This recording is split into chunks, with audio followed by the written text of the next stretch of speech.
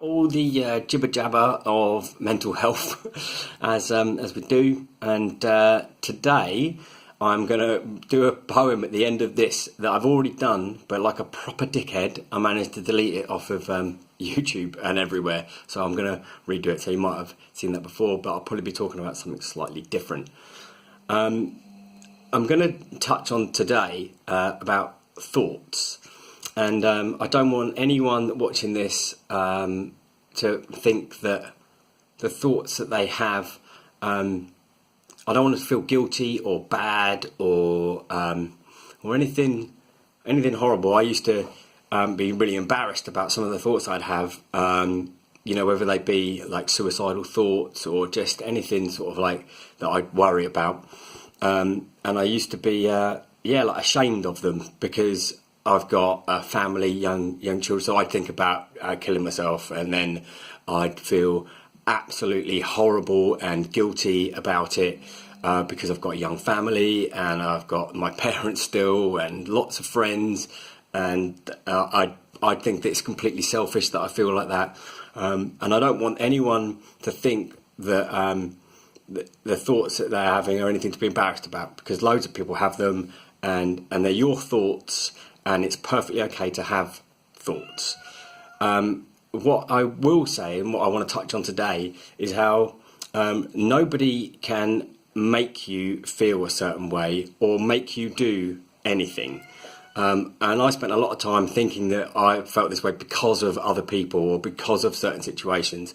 And the truth is that only you can be in control of your thoughts and your emotions. And I don't want, it's quite difficult, but I don't want people thinking they need to control their thoughts or stop them or stop having them, because they're yours and they're important and you should try to understand them and even embrace them. But what is important is to recognise them as thoughts. That's all they are. They're just thoughts. And it's okay to have them. But if you can recognise that you're having them and that you're following that thought and really sort of like putting some emphasis on it, and it becomes really important and it snowballs into this big thing that it isn't, and just recognise, oh, that's just a thought, and that's all it is. And what I'm really touching on here is mindfulness and being aware of what you're doing and how your brain is working. So it is absolutely not about stopping thoughts or stop feeling guilty about thoughts. It's just recognizing that that's all it is. It's just a thought. And I'll touch on mindfulness probably a lot more in future videos, and maybe some of the techniques that we can use to keep ourselves sort of like grounded and in the moment. But really, I'm just trying to make sure that everyone understands that a thought is just a thought. Having sort of like touched on that, I'm going to redo this poem now. I'll give you a little bit of background of it. It's called The Sadness, and it's really around that sort of like guilt of having these thoughts and feeling bad, and I've got no reason to have these thoughts, but I had them, and now I just recognise them as thoughts, and it's okay to have them. So anyway, here it is.